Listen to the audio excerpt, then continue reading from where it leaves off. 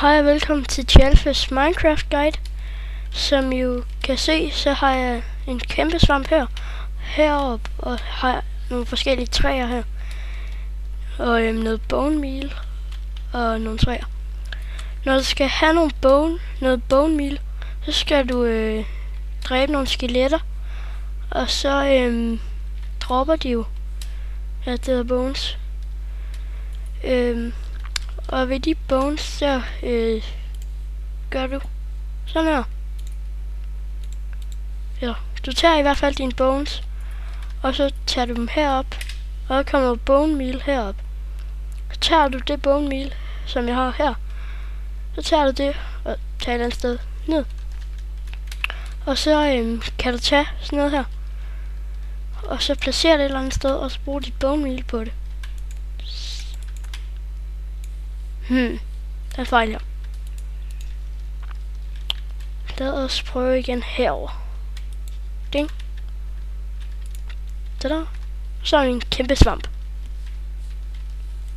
Og hvis det er, du hugger den i stykker, så får du endnu flere svampe. Sådan. Endnu flere svampe. Ja. Og du kan også gøre det med de grå svampe, tror jeg det er. Nej, den virker heller ikke her. Så prøv her. Nej. Så rammer den ikke. Det er ret irriterende.